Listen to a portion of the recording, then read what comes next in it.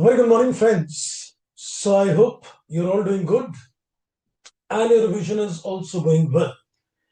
So yesterday we kicked off the standard on consolidation, that is Index 110, wherein we saw all the nitty-gritties of adjustments in terms of a 7-step model.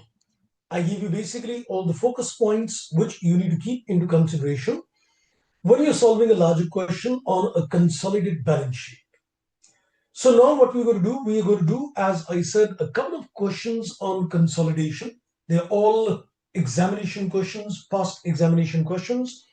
So as we're going to do these questions, you need to keep those 7 steps with you, and you need to focus in terms of the crucial points in each step.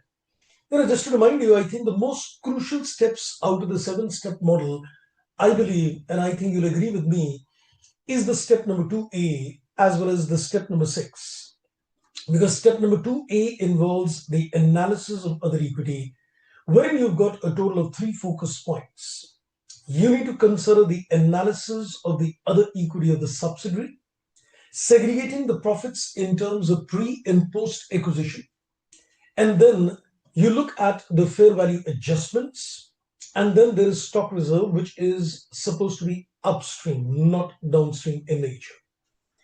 And similarly, when you go to the step number 6, the focus is in terms of other equity, calculating the other equity in the consolidated balance sheet. I think if I leave the concept of dividends, then again, there are a total of 3 focus points. You consider the parent company's other equity as a base, and then we consider 3 adjustments in that. One is the post-acquisition profits, the share of holding in subsidiary post-acquisition profits. The second is the goodwill impairment, where we need to be careful, because how much goodwill impairment is to be reduced depends upon it's a full goodwill or it is supposed to be a partial goodwill.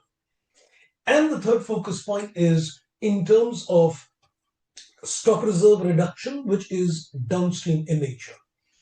And if you add the concept of dividends rectification, then of course the fourth adjustment also comes into account. I think if you concentrate, clearly in terms of step number 2A and step number 6, I think half the problem gets solved. And another focus point which I gave you, when you read a question, your focus at the very start has to be if there are any kind of omissions. Because if there are omissions, you must make an extract balance sheet. We must first of all see the entries which would have been done had these omissions not been there. And then you proceed with the 7th step only after preparing the extract balance sheet. There has been an examination question already on that area where there was a concept of a deferred consideration which stood omitted from the books of the parent. So I think first we'll do a question which came quite early in the exams. I guess in June 2019 it came in the exams. And then we'll follow the questions of chain holding as well. So let's, I think, begin the journey. So I'm going to first of all pick up a question which I said is an examination question. Let me, I guess, crop this a bit.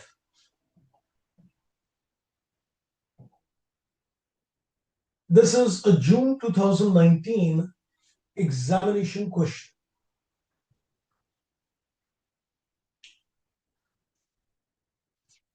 It came for 15 marks in the exam. And generally, invariably, of course, you see questions in the exam which comes for 15 marks on this particular area. So let's, I think, first read the facts of the case and then we'll decide. So I am given the summarized balance sheet of PN and SR is given. That's on March 18. So I think as of now, we are not looking at the balance sheet. I think there's nothing much to see within the balance sheet. Let's go on to the additional information. It says PN acquired 70% equity shares of SR on 1st October 17. So date of acquisition and the percentage is defined. Then it says the retained earnings of SR showed a credit balance on 1st April 17. Mind you, the date of acquisition is 1st October and I am given the status of the retained earnings on 1st April 17. So we need to be careful when we do the analysis. Then he says, out of which a dividend of 12% is paid on 15th December. So we get a point of dividends out here. And you know very well, we discussed this in the seventh step as well, that if there is a dividend, you need to calculate your net assets with and without a dividend. Because in terms of goodwill and in terms of NCI, which net assets is to be considered, that is a crucial point. So the moment you see that there is a dividend information in the question, just focus on the mind that in terms of step 2b, we'll organize two net assets. Then it says PN credited the dividend received to the retained earnings. So naturally, in the standalone financial statements, it stands credited to retained earning. But of course, from a group point of view, it does not represent an income. So we'll have to eliminate the same. Then it says the fair value of the plant and machinery on the date of acquisition is given and the depreciation rate is given. So that becomes a fair value adjustment. So I think we're given the crucial adjustments in terms of dividends. We're given the adjustments in terms of fair value adjustments. And we know where we are going to consider each of these adjustments. Then he says following are the increases in comparison of fair value as per respective indices with the book value on the date of acquisition. So these are all the changes in terms of the asset value. So even this is a fair value adjustment. The only difference is in terms of 4, the depreciation rate is given, and in terms of 5, we are not given any depreciation rates in this case. It says the inventory is still unsold on the balance sheet date and the trades payable are not yet settled. Now, that's a crucial point, what we were discussing yesterday, that if there is a fair value adjustments, there are two cases. And as you requested, we'll walk through after this question on the two aspects. What happens if the inventory is unsold? And what happens if the inventory is, let's say, completely or partially sold? We'll take care of those aspects after the end of this question. And then we're given that the other reserves on March 2018 is same as 1st April 17. So as it is, we can see that there are two elements in the other equity of the balance sheet. We've got other reserves and retained earnings, which needs to be analyzed. Then I am given further information. The business activities of both the companies are not seasonal in nature, and therefore we can assume that profits are earned evenly throughout the year. I think that assumption goes even without saying. We always presume, unless mentioned otherwise, the profits are earned uniformly throughout the year. Now we are required to make a consolidated balance sheet on 31st March 18 for the group entity. So not a very tough question. I think just a little warm-up exercise to begin with. We're just given some fair value adjustments and we given the dividend information. So I thought let's begin with a very simple exercise. So we're now going to begin the solution of this. So let's first of all identify if there is any kind of things which stands omitted. I guess we are given the information on the date of acquisition, then the status of the RE, the fair value adjustments. There's nothing in the question which tells me that there has been any kind of omissions done by the parent. So I think the extract balance sheet, of course, is not required. Because as we decided, the very first focus would always be to filter. If there is any kind of omissions, you can first take care of that and then proceed with the 7-step model. So let's, I think, first identify the date of acquisition.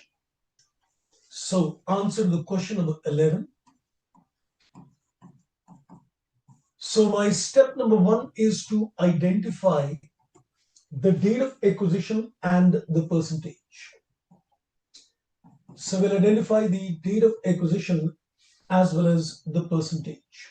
Now, if you look at the date of acquisition, I think it's very clearly stated at the very start. So we're given that 70% shares acquired on 1st October 17.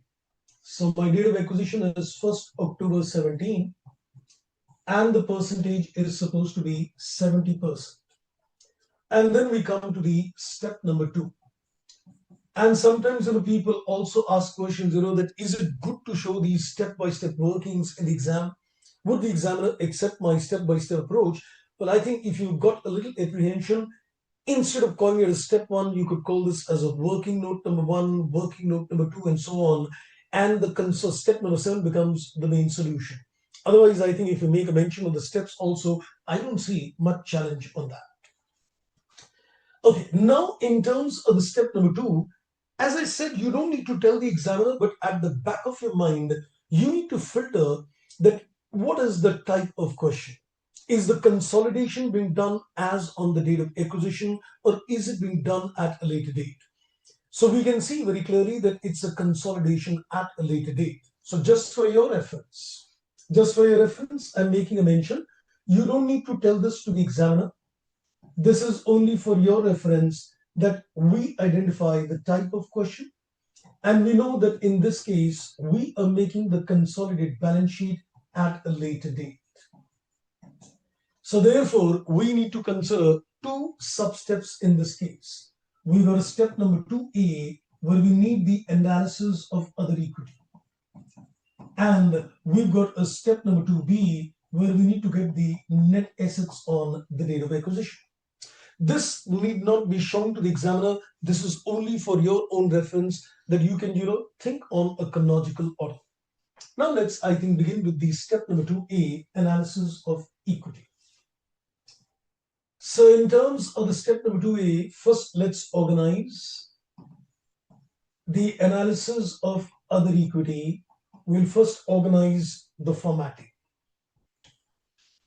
So whenever we do the analysis of other equity, we're going to first of all segregate the data, define what is pre-acquisition, and define what is post-acquisition.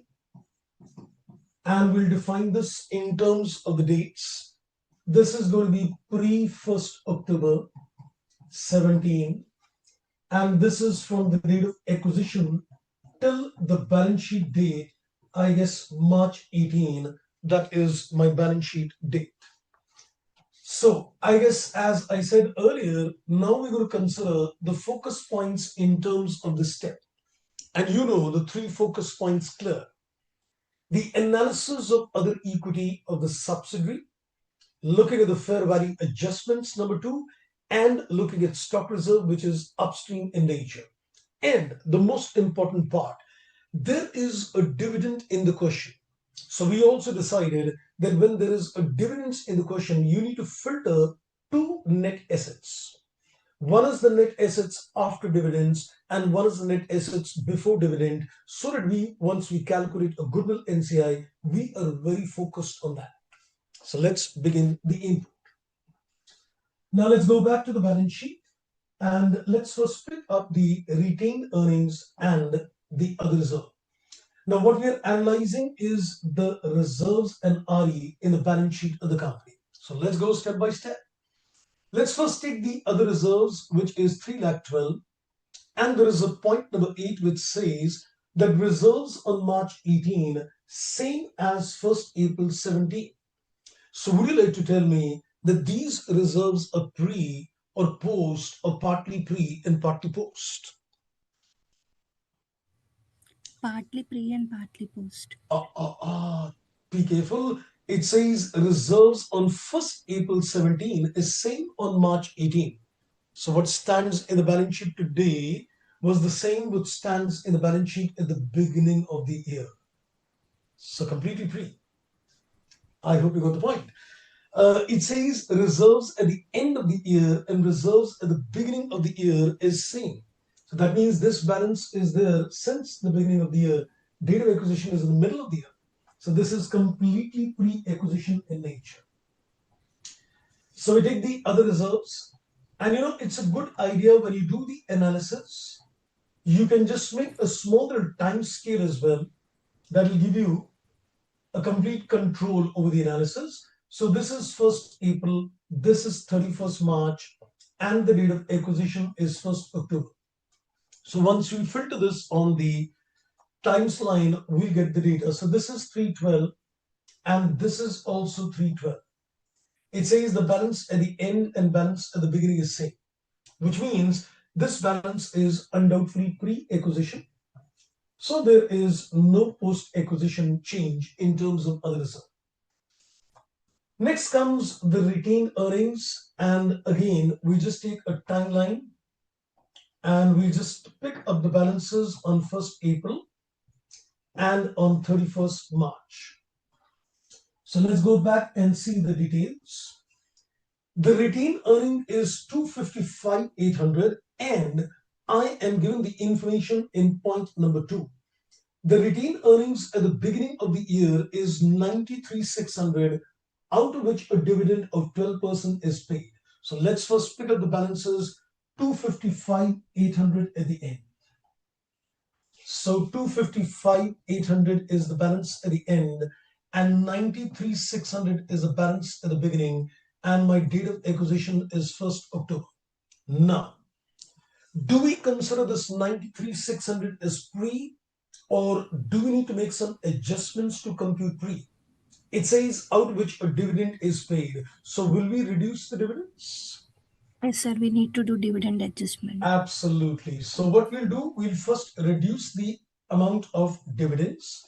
So let's get back and see what is the 12% dividend. So we are given that the dividends are paid at the rate of 12% on the share capital, which is 624. So let's see what is the dividends on 6,24,000. I think 74,880. Yes. So this works out at 74,880. So we can now get the balance post the dividends, that is 18,720. So 18,720 of course becomes pre-acquisition. And what about the difference? Is this pre, post, or partly pre, partly post? Partly pre and partly post. That's right. So 6 months of the current year is pre and 6 months is post acquisition. So we'll divide this in the time ratio. So once we divide this in the time ratio, I guess this is 118,540. 540. That's right, 118,540. So I think two parts are done. So we have taken care, sorry, one focus point is done. We've taken care of the other equity appearing in the balance sheet of the subsidiary. Now our focus would be in terms of fair value adjustments. There is no stock reserve, so we just need to focus on the fair value adjustments. So let's continue with this analysis. So once we do the analysis, trust me, you just need to be very, very focused in terms of the 3 focus points which I gave you. Chances are you'll never go wrong. So this is pre-acquisition, this is post-acquisition, and now the first focus is on the fair value adjustments. Now let's get back and see what fair value adjustments are given in the question. So point number 4 and point number 5, they are both pertaining to fair value adjustments. Point number 4, it says, the fair value of the plant on the date of acquisition is 624 and the depreciation is at the rate of 10%. Now, the moment he gives you the fair value on acquisition date, you need to first of all organize the book value on the acquisition date, because you need to compare the book value on acquisition date versus fair value on acquisition date and then get the fair value change. So we go back to the balance sheet first of all and see the plant and machinery is appearing at 421,200. Now, quick question to you. Is this 421,200 representing 90%? Yes, sir. That's right, because my depreciation is at the rate of 10%, so that represents 90%. So we'll just pick up the data and organize this well. So we just again take a timeline. It's always good to make a little timeline to organize the data. So we know the balance sheet figure of plant and machinery was 421,200. This represents 90%. Let's gross it up and we get the value at the beginning of the year. 468. 4,68,000. Great. Now, we don't need the balance at the beginning. Actually, we need the balance in the middle of the year, that is on 1st October, date of acquisition. So can I say we can take a 6 months depreciation at the rate of 10% to get the values in the middle of the year? So let's make a reduction of a depreciation for a period of 6 months. So 6 months depreciation would mean, I guess, 23,400. yes, 23,400. So that works out, I guess, at 444. 444, 600. Correct. 444,600 is the book value. Now you know that the fair value of this asset is given to me. So the fair value of the asset, I think I'm directly giving you that information. The fair value of the plant and machinery is 6,24,000. So we can now conveniently compare the two and get the fair value gain. 179,400. And the fair value gain or loss is always considered pre-acquisition in nature because these revaluations are done on the date of acquisition. So that would always be a pre-gain or pre-loss. Anything else which needs to be considered as a part of this plant and machinery? Depreciation. Yes, that's right. So we need to consider the additional depreciation in the post-acquisition period. And that would be taken on what figure? Are you going to consider this on 179,400 or something else? The difference amount between fair value and carrying amount, Correct. or So we can say we took a depreciation on 421,200, but we should have taken a depreciation on 624 for the next 6 months. So difference between the fair value and the difference between the 421,200, 6 months depreciation. So let's consider 624 minus 468. So on this difference, we would have taken a 10% depreciation for a period of 6 months.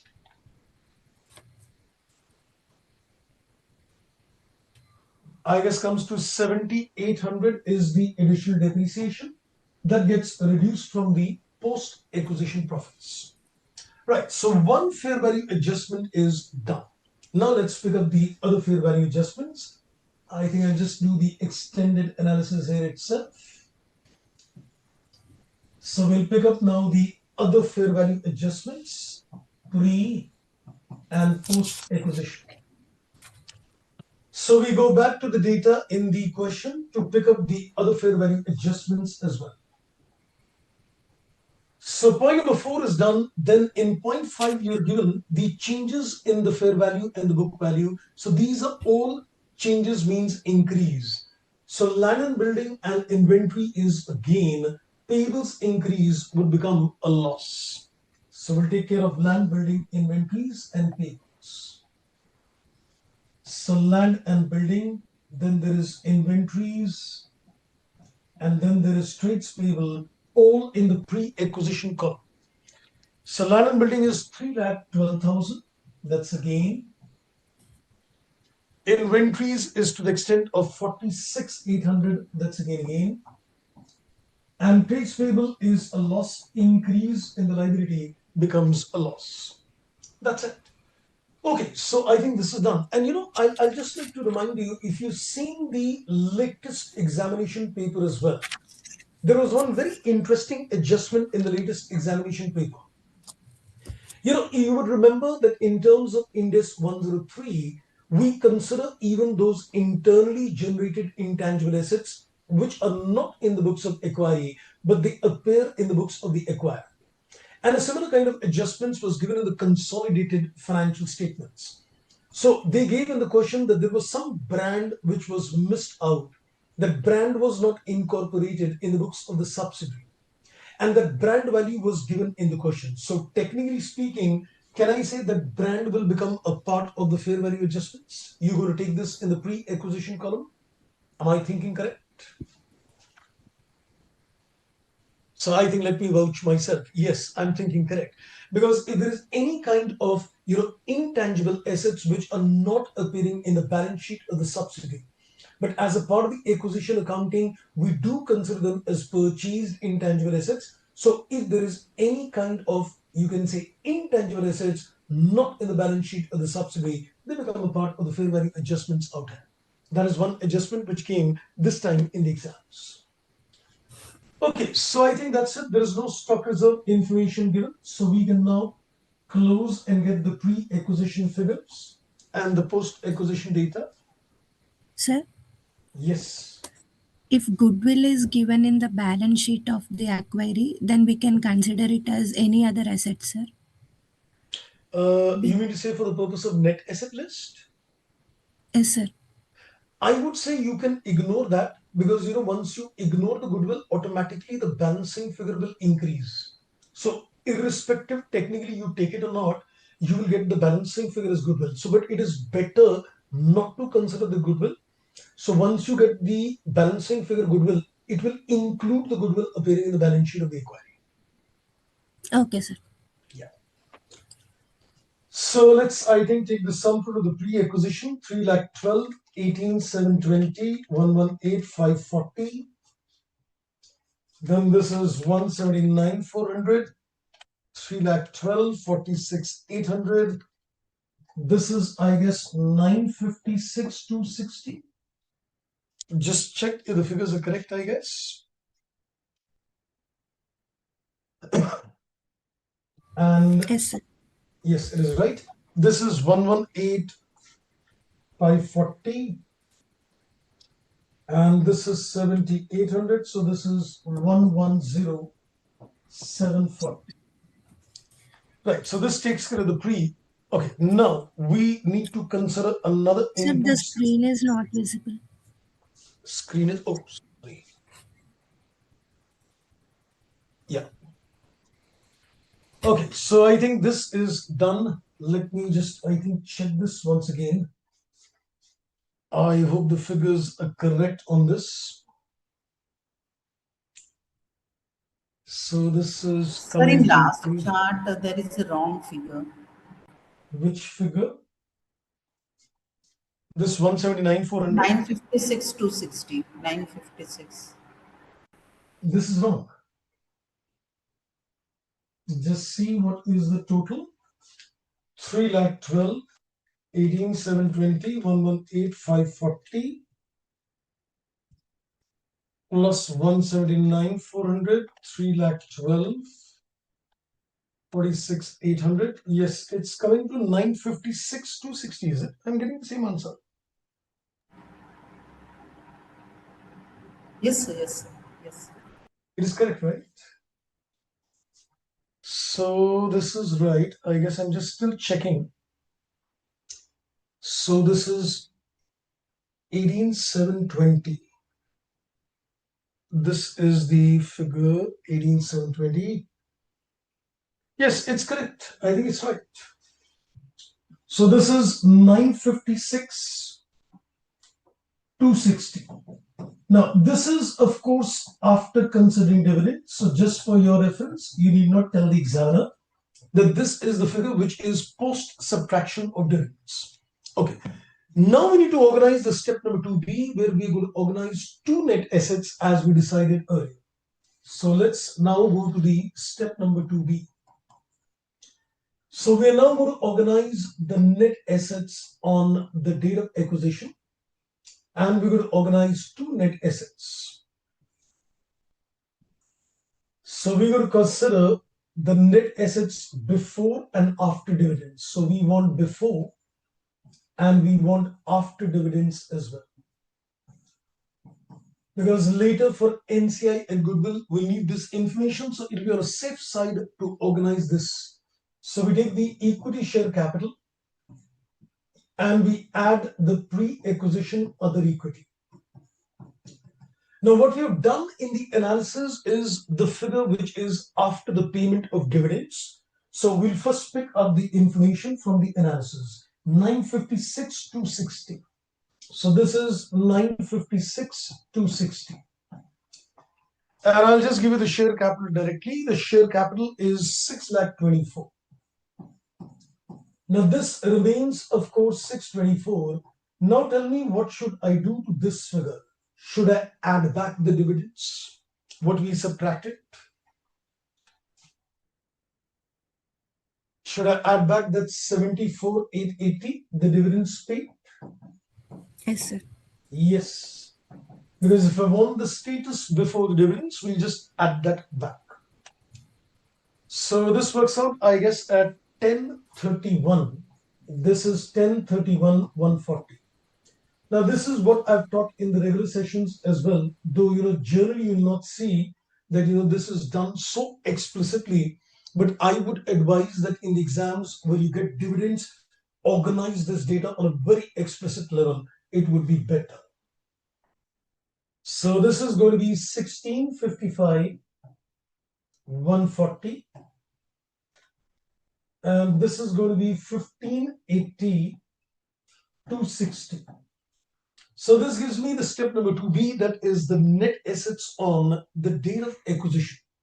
Now we go to the step number 3, where we're going to calculate a purchase consideration, and that's not a big deal because there is no omissions in this case. So let's go to the step number 3B.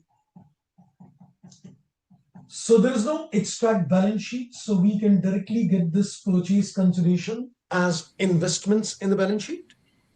Sir, So the investments are clearly given, I guess, 12,48.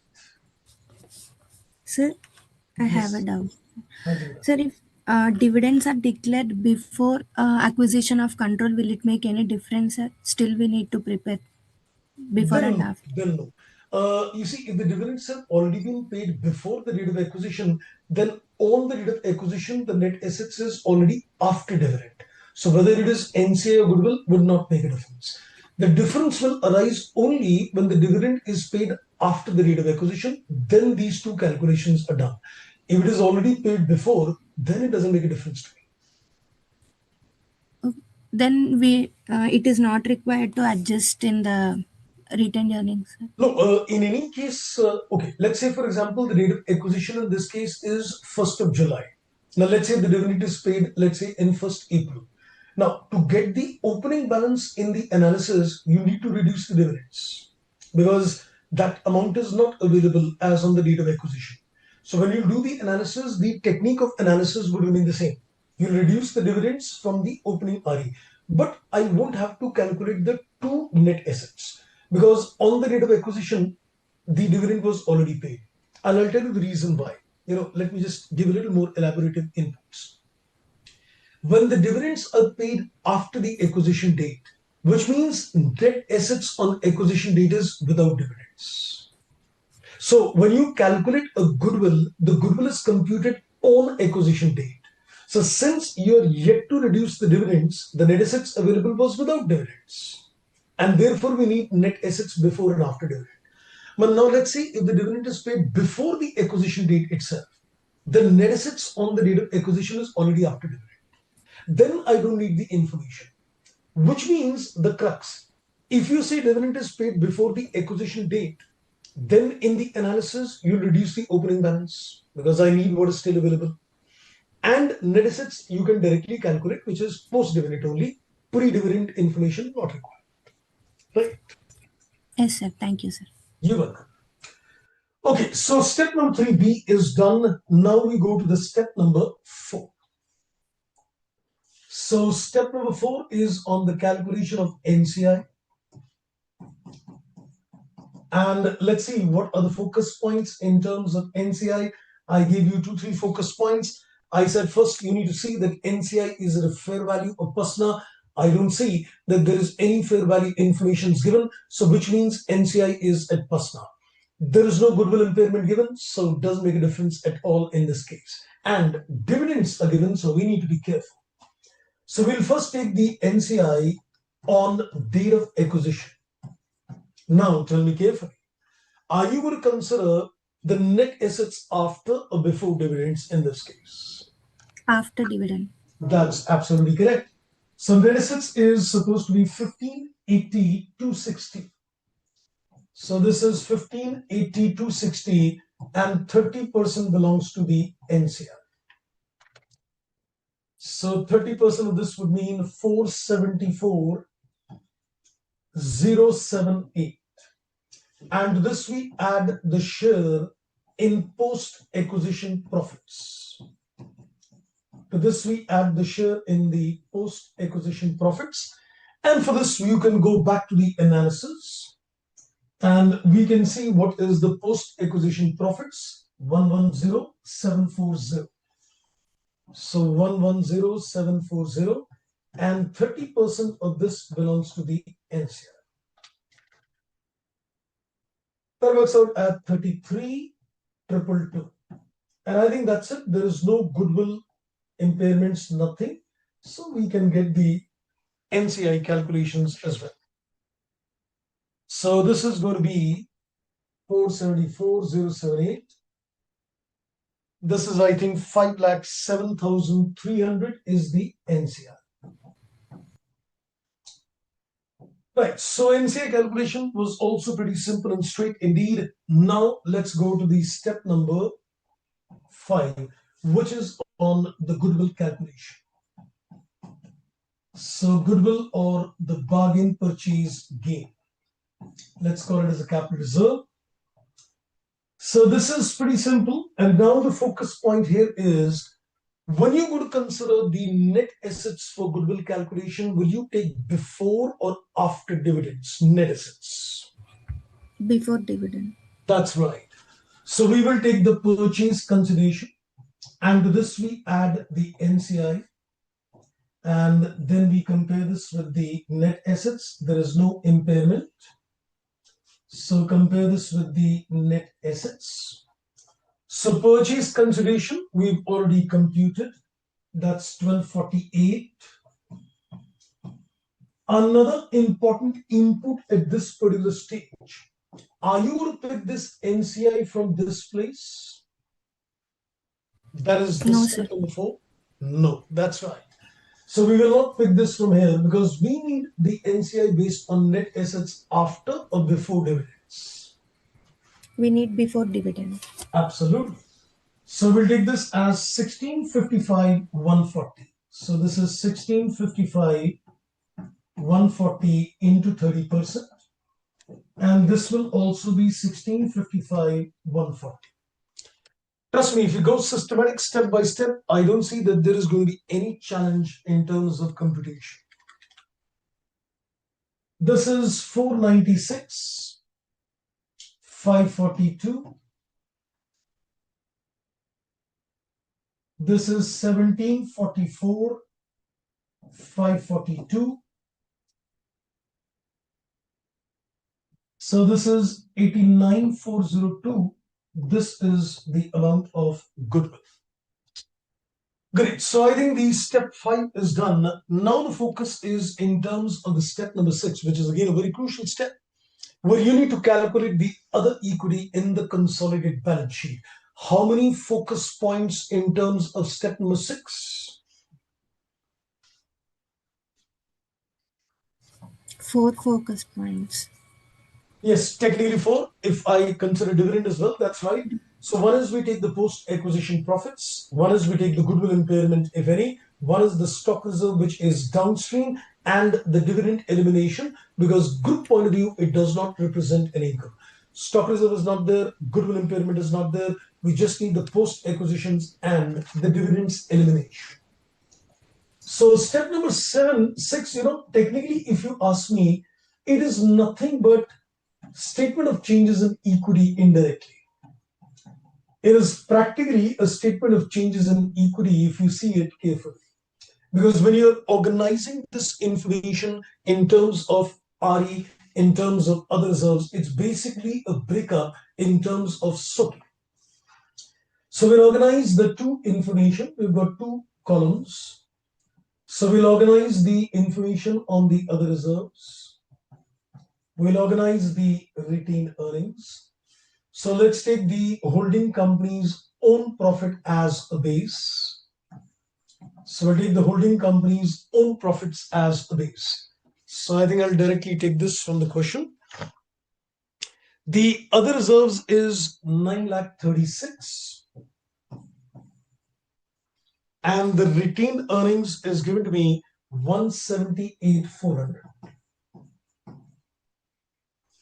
And to this we add the share of holding in subsidiary post-acquisition earnings. And for this we go back to the analysis. So 110740. So this is 11047110 740. So 110740 into 70% belongs to the parent. This gets added in the RE.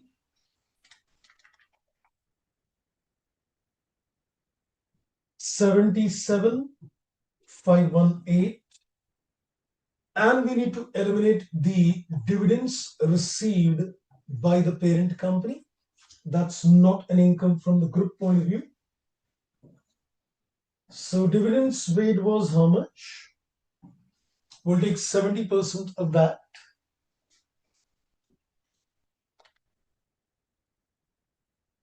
And it was 74,880. Yes, sir. So 70% of this is received by the parent company. 52,416 gets eliminated because that's not an income from the group perspective. So I guess we get the data. This is 936.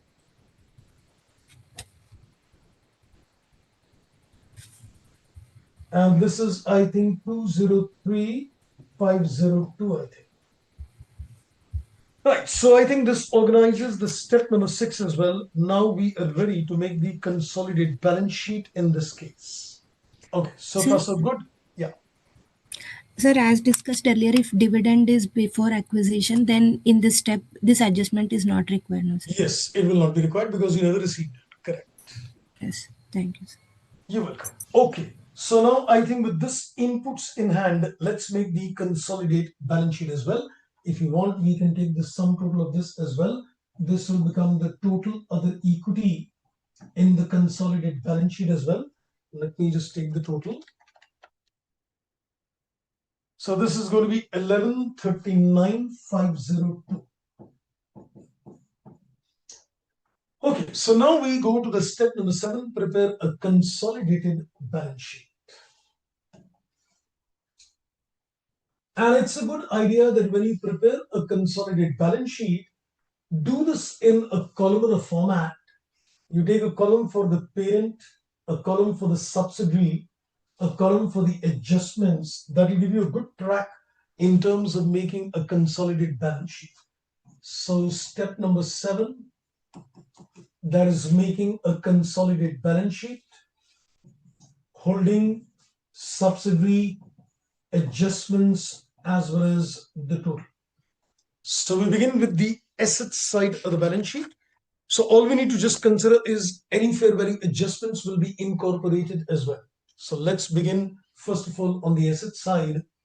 So we've got the non-current assets, land and building.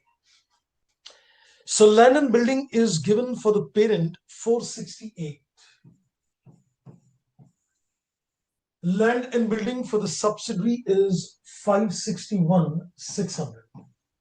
And then there is a fair value adjustment. The fair value adjustment is 3,12,000. So 468, 561,600 plus 3,12,000. There is no depreciation. That comes to 13,41,600. Next, I am given plant and machinery, and that's 748,800. Subsidiary is 421,200. Then what was the fair value change? And we can also take the depreciation. 179,400. So 179,400 and additional depreciation 7,800. 7,800. So this will be 748,800, 421,200, 179,400 less depreciation.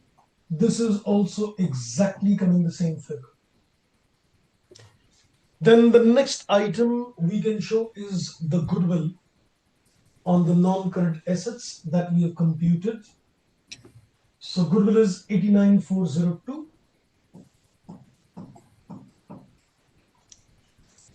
And that's it on the non-current. Investments will, of course, not appear. Then we take care of the current assets.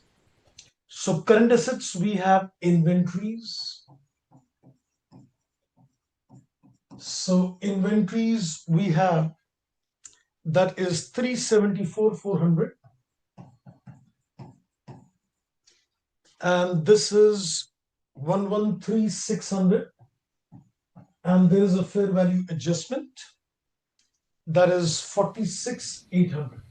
So making a separate column for adjustment gives you a good track. So we add this up, 534,800. Then next we are given there is trade receivable, and that is 186,500, and that's 124,800. And then there is any adjustments on trade receivable? No.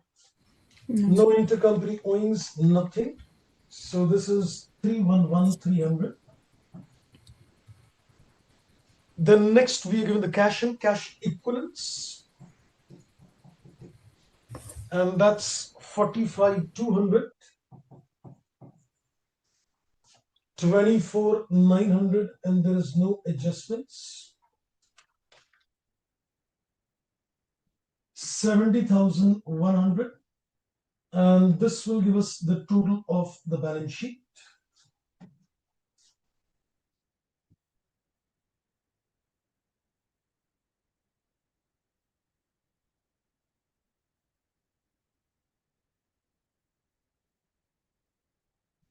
Is it coming to 36,88,802, right?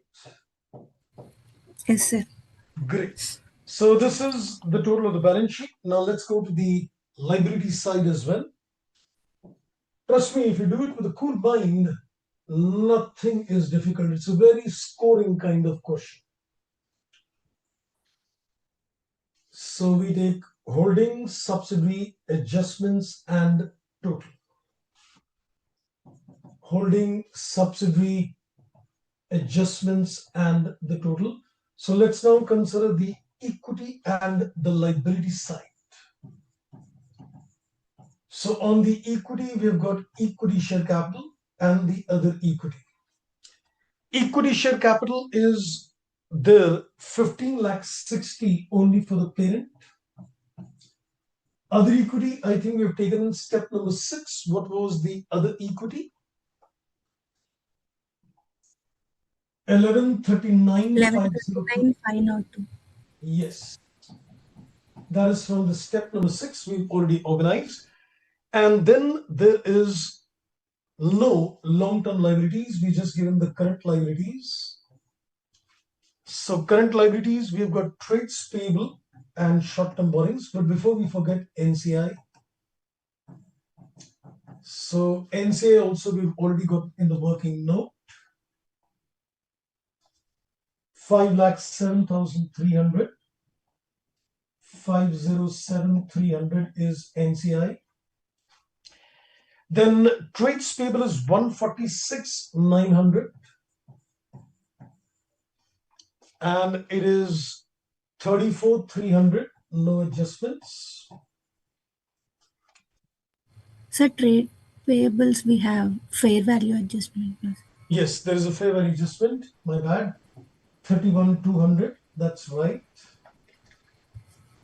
So 2,12,400. And then we have the short-term borrowings, which is 249,600. And this is 20,000.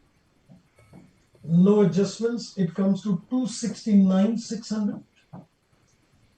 And this should, I think, close the balance sheet. Let's see if this is talent.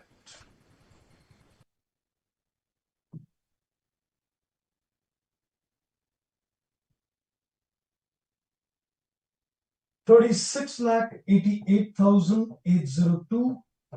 That is the total. I think that was the total. Yes. So balance sheet talent. So it took a little time to make this question, of course, because we're doing it collectively. Otherwise, I think you can decently do this question in around 40 to 45 minutes in the exam. That's what I feel is a good, decent time with presentations and everything. 40 to 45 minutes can be managed. Okay, so this is done. This was, I think, a warm-up exercise, not a tough question. Now let's go to the next one. I know I need to yet discuss with you the concept of, the inventory is unsold and deferred tax, which you requested with an example. That we'll do later, not an issue. So let's, I think, go to a little tougher one. This is January 21 examination question. Let me just crop this a bit.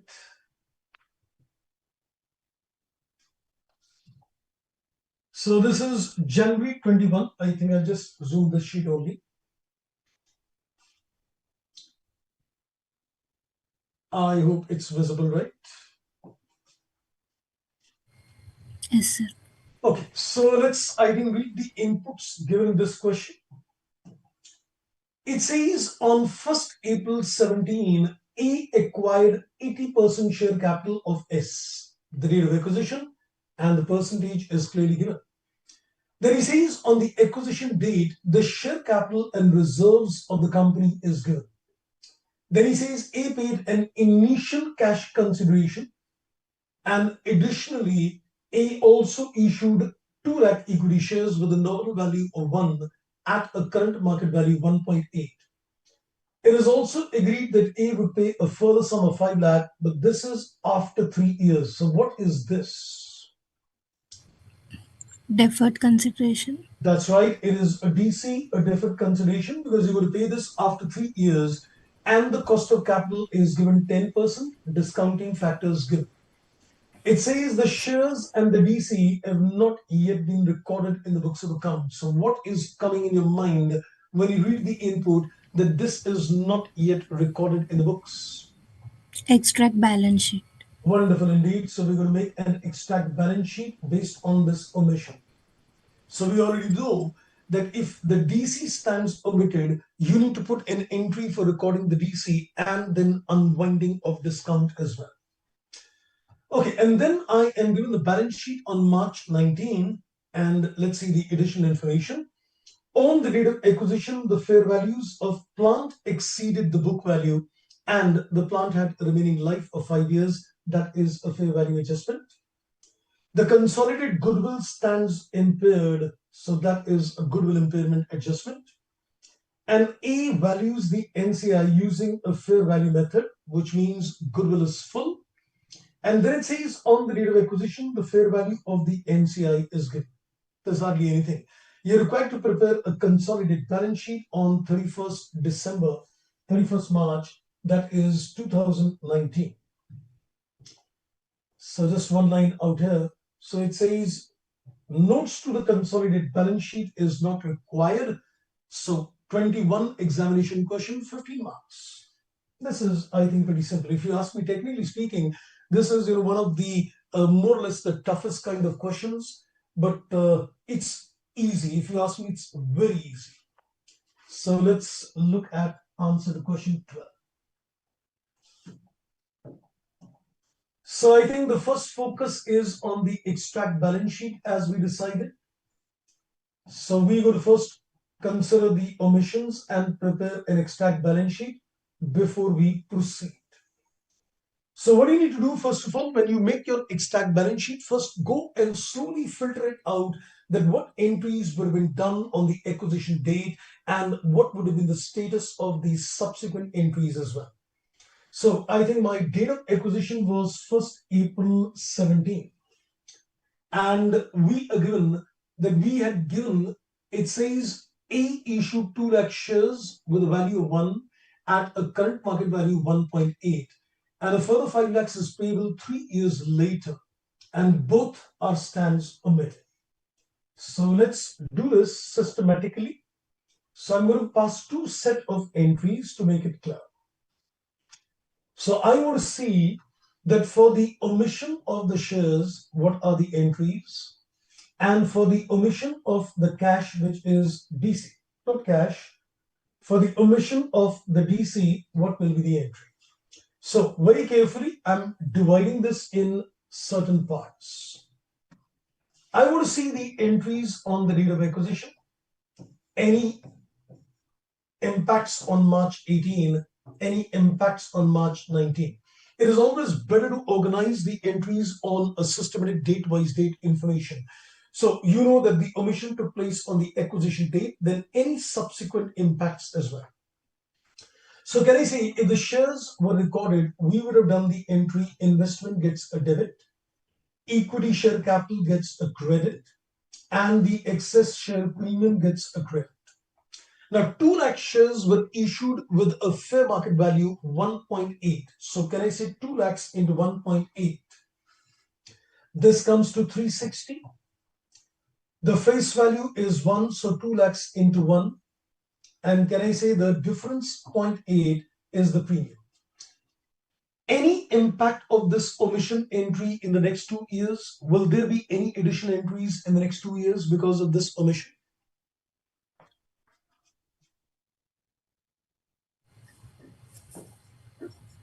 No, sir. Nothing, because this entry would not have led to any subsequent accounting, so no impact. Now let's come to the DC. So can I say the entry would have been investment gets a debit and DC gets a credit? And this is to the extent of that 5 lakh rupees, and that is to be discounted at the end of third year. I guess the present value factor, if I remember, was 0.75, right? So let's see what is the present value of this 5 lakhs. That is 3 lakhs 75. Any subsequent impact of this omitted entry in the next 2 years? Unwinding of interest. Unwinding. So we'll take the retained earnings, though you can call it as a finance charge, but at the end of the day, since we need to make an extract balance sheet, so we can just, of course, make in the brackets to mention that this is finance charge, but in the balance sheet, we'll take the I.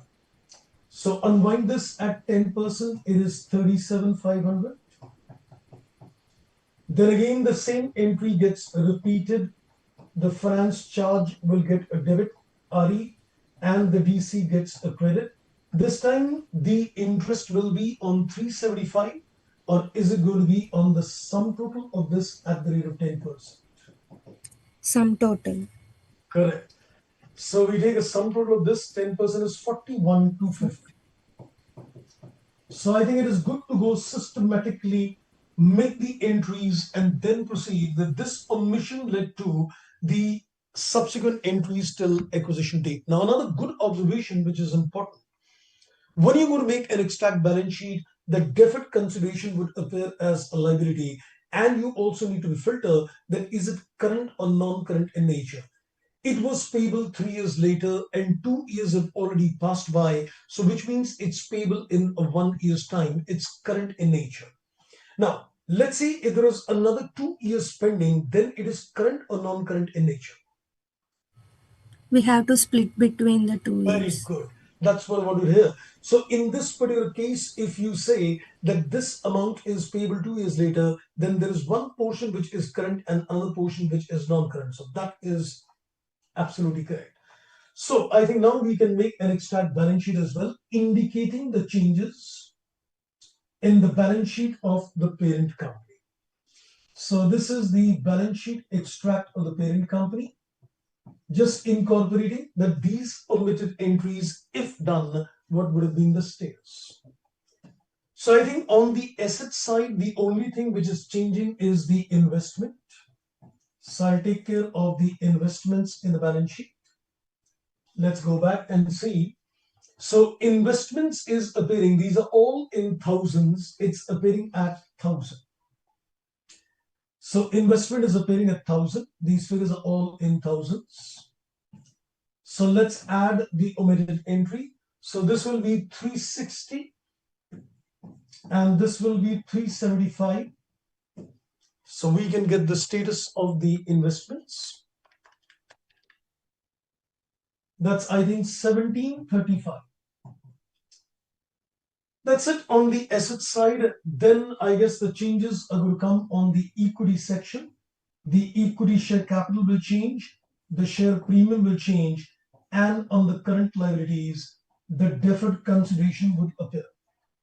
So let's see the existing equity share capital of the parent.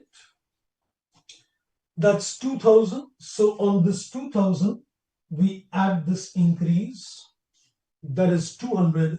So this becomes 2200. Share premium was not there in the existing balance sheet, so it comes as separate here. And it's a good idea, just to keep a track. So I think this is recorded, this is recorded, this is recorded in the extract, and this is also recorded. Now we need to consider the impact on RE and DC. So let's first take the DC. So DC is this sum total of unwinding. 375, 37, 500, 41, 250. In terms of thousands, I think it is 453.75. And I think we can take care of the retained earnings as well. So as far as RE in the existing balance sheet was 1400. So 1400 minus, you have to consider this 37,500 and 41,250. That's 78.75 minus, right? So 1400 minus 78.75. This is, I think, 1321.25. So, I've taken a double tick as well, just to keep a track in terms of that, all these items stands incorporated in the extract balance sheet. And trust me, once you make this extract balance sheet, then I think the life is absolutely simple.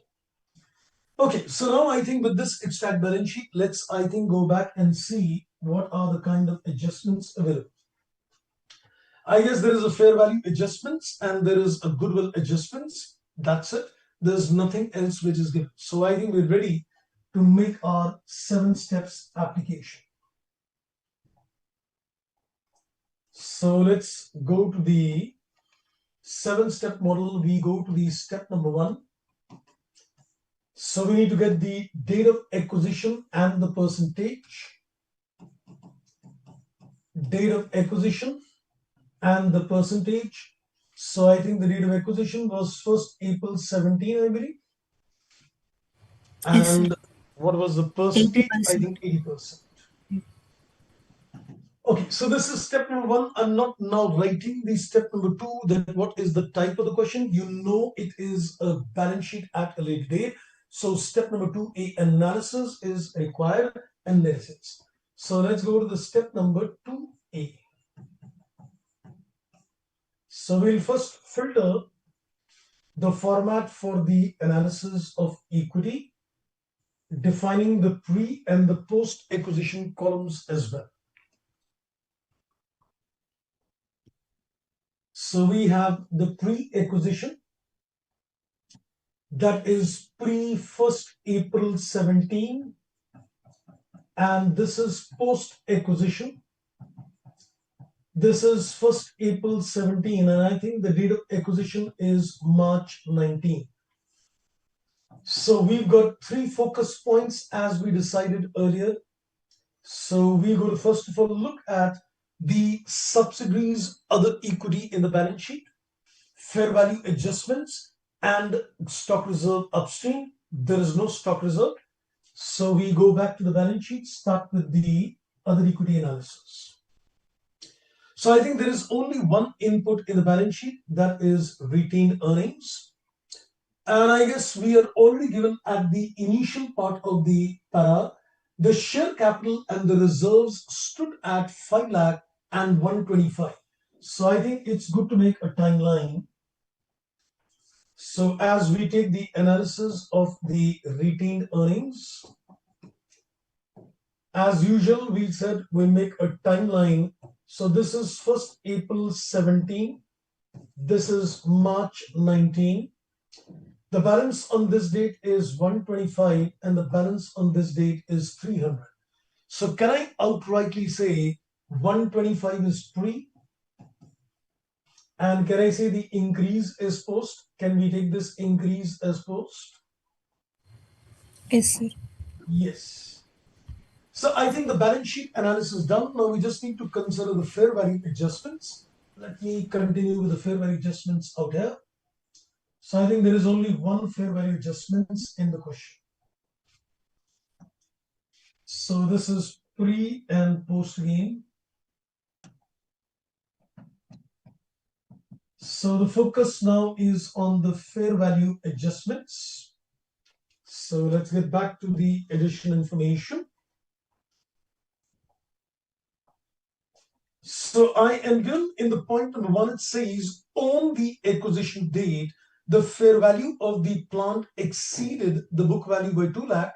So that is the fair value increase, and the remaining life of the plant is 5 years. So there is a fair value change in plant. So for the plant, the fair value increase is 200, and we need to consider the additional depreciation. Tell me how much additional depreciation are you going to consider? Two Remaining life is years. 5 years. So 40, can I say, but for 2 years, right? Yes, sir. That's right. So 2 years have passed by, so additional depreciation becomes 80. Okay, let's just make a scrutiny back again if there is anything which is omitted in terms of analysis. So I guess the point number 1 is done. Goodwill impairment will be seen later. Point number 3 is just giving you the NCI position. That's it. So nothing else is given. We can get the pre and the post acquisition total. So this is simple. So this is, I think, 325. And this is 95. Okay, so step number 2A is done. Now we go to the step number 2B. So step number 2B, wherein we need to calculate the net assets on the date of acquisition. So for this, we need the sum total of the equity share capital and the pre-acquisition other equity, which is already available in the analysis. So equity share capital, I guess, for the subsidiary was 500. And the pre-acquisition equity is 325. That makes it a total of 825. So I think that's pretty simple and pretty straight indeed. Okay, now we go to the step number 3, which is the calculation of the purchase consideration. And tell me, where are you going to pick up this purchase consideration from? Extract balance sheet. Very good. So we take this from the extract balance sheet. So the extract balance sheet shows investment 1735. So we take this 1735 from the extract balance sheet. Then we go to the step number 4, that is NCI. Trust me, once you've made your extract balance sheet, I think the intensity of the question is actually, died down, because that crucial adjustment is done. Now there is hardly anything which is left. So step number 4, we calculate the NCI, and we need the NCI on date of acquisition at a fair value.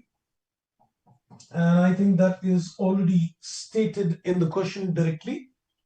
So we picked that up from the point number 3, that was 380. And we add the share in post-acquisition profits. That's available in the analysis, 95. So out of this 95, 20% belongs to the NCI. That's 19. Anything else to be considered in the NCI?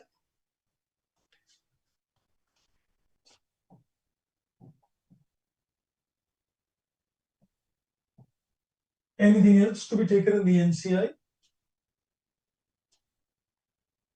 Yes, of course. Goodwill impairment. Because when we have NCI at a fair value, So goodwill impairment will be borne by the parent and the NCI both. So it's a full goodwill. So let's see what is the goodwill impairment. So we given in point number 2, goodwill is impaired by 258. So it's a full goodwill. So even the NCI will bear the impairment 258 into 20%. That's 51.6. I guess we can get the NCI 380 plus 19 minus 51.6. 347.4 is the NCI. Right, so now with this we can go to the next step, that's calculate a goodwill as well. Okay, so now let's go to the next input, that is step number 5. Step number 5, we are looking at goodwill or the bargain purchase gain as the case might be. Okay, now as you're calculating the goodwill, can I say in this particular case, the goodwill is going to be considered impaired as well. So we just consider purchase consideration. I think that was 1735. And to this we add the NCI. Can I take this from the previous step?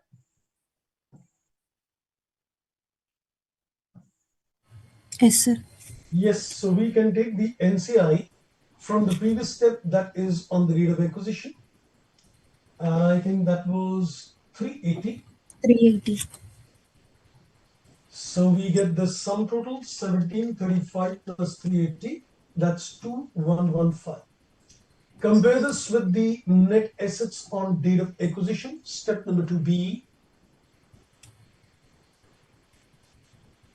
So net assets was to the extent of 825.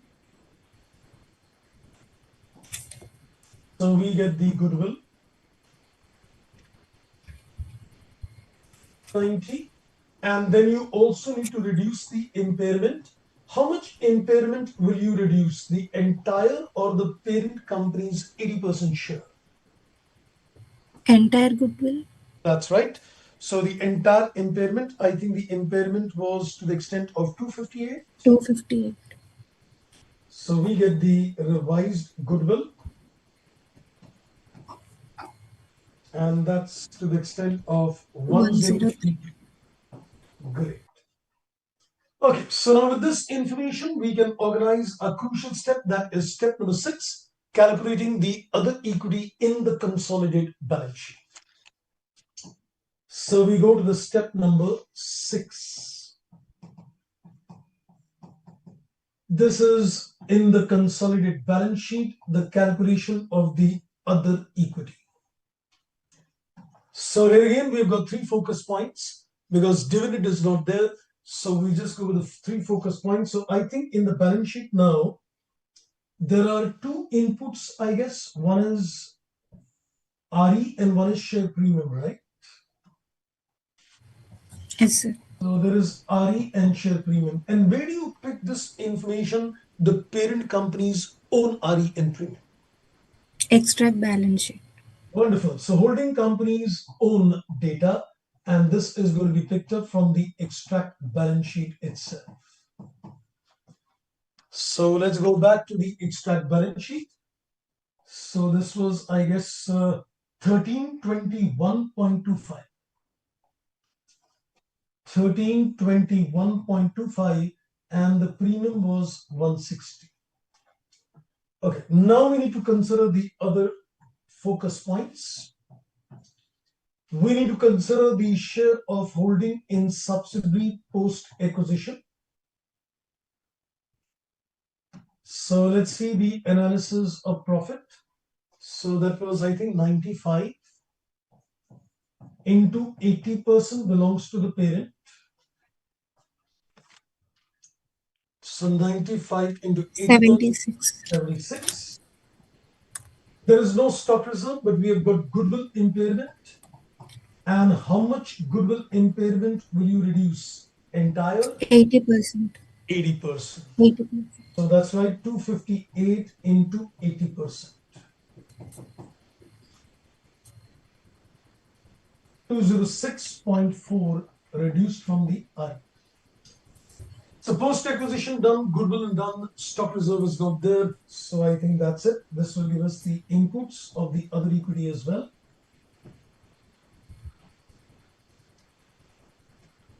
1321.25 plus 76 minus 206.4. This is, I think, 1190.85. This is 160. And if we want, we can just add the two as well to get the total data. 1350.85. Right, 1350.85. Okay, so now I think the job is simple. We can now make the consolidated balance sheet in the step number 7. How do you find these questions now? Easy, tough, moderate? Moderates are I say. Moderate. But in exams, due to the time pressure, we might feel it difficult. But I must say it is manageable compared to financial instruments. Okay, so I understand that examination pressure creates another kind of, pressure that I understand. But technically, if you ask me, the level of question is not too high. I think if you go systematic, it's easy. So holding, subsidiary, and the adjustments and the total. Step number. As you said, when we are doing it with coal mine, they seem to be easy only, sir. Yeah. Because I think if you keep your focus clear on each step, then there is no challenge. If you know this is what is to be done at each step, then it's fine. Yes, sir. Okay, so now let's go with the consolidated balance sheet. We'll take the balance sheet figures from the question. So I am taking the non-current assets. We've got, first of all, a PPE that is to the extent of 5,500 and 1,500. And I think there was a fair value increase of 200, I guess. And additional depreciation 80, I think so. So this is going to be 7120. Then I think we can consider the goodwill. So goodwill, which we computed 1032. Investments will not appear in the balance sheet. And then we've got the current assets with us. And that is inventory, receivables, and cash. Inventory, receivables, and cash. So inventory is 550. This is 100. And I think there is no adjustments related to all this. 650. Receivables is 400 and 200. No intercompany owings, nothing. Then cash is 250. This is 250. I think that's it on the asset side. So this is on the asset side, 7120, 1032. It's coming to, I think, 9652 is the Yes, sir. total of the balance sheet. Right. So that is on the asset side. Now let's see the liability side as well. Same formatting.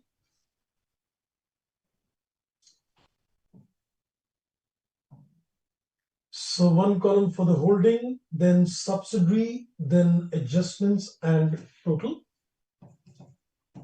So holding, subsidiary, adjustments and the total.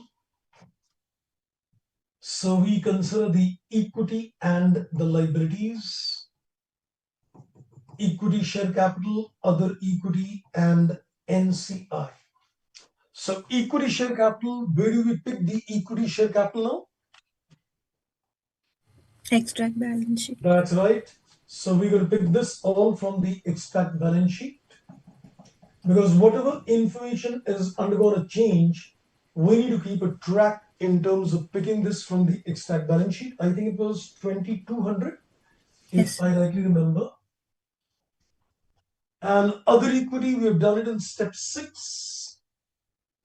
That's 1350.85. And NCI also we have calculated in step number 4. That's 347.4. Right, and that is on the equity liability front. Now let's consider the other items, non-current liabilities and the current liabilities. And I think there was a DC which we need to merge in the current liability. So Yes. non-current liability is 3,400. That's 3,400. And the current liabilities is 1,250 and 650. And let's pick up the DC.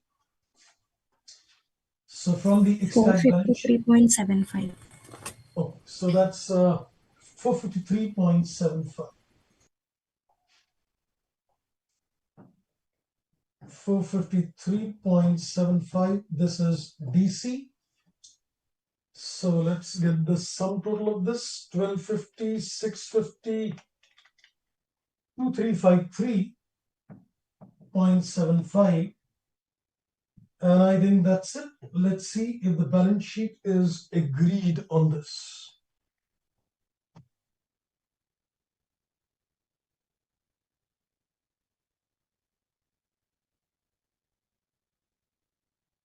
$9,652. And I think that is the asset side, correct. So this tallies the balance sheet as well. This was another examination question. Super. So not very complicated indeed. As we said, if you keep your focus points clear, this is to be done, this, it is a simple state of affairs. Okay. Okay, now before we go to the question on a chain holding, I think I want to address that adjustment, which you had requested in terms of taking some figures and telling you that if there is a stock sale on account of inventory which is fair valued and a deferred tax implication as well. So I think let me take a simple example from my side before we go to the question on a chain holding.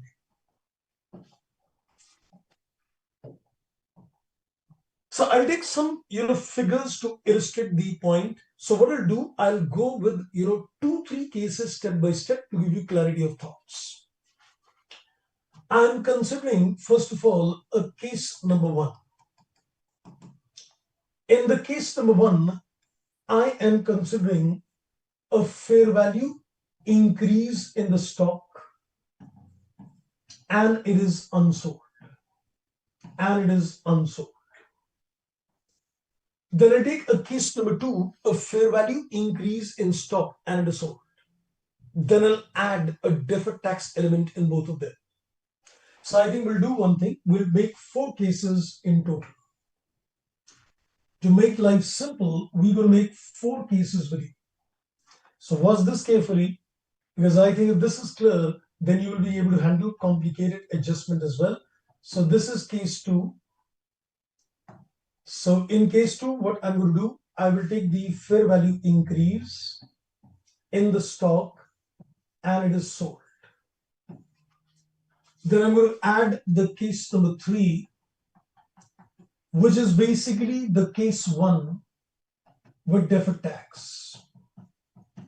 I'll take this as the case number 4, which is the case number 2 with a deferred tax.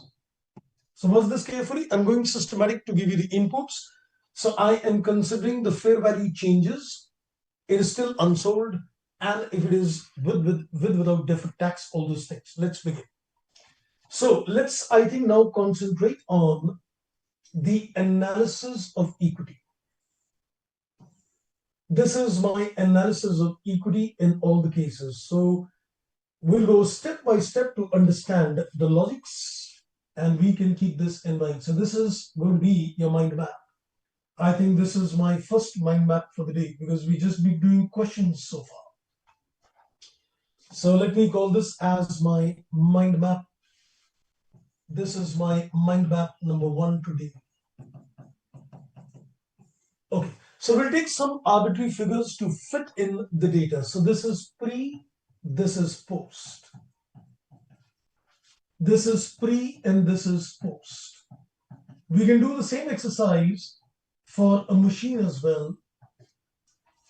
So maybe we can create, cases on that as well. Okay, now let's begin the data. Now watch this carefully. Once you're clear, just keep poaching me. We'll move ahead. So as far as the stock is concerned, let's say the fair value increase is 1,000 and the goods is unsold. That's it. You don't need to do anything else. All the questions where you've taken the fair value changes, in the morning the question which we did, there was a fair value increase in the inventory. It went into pre. That's it. I guess no challenge on the first case, I guess.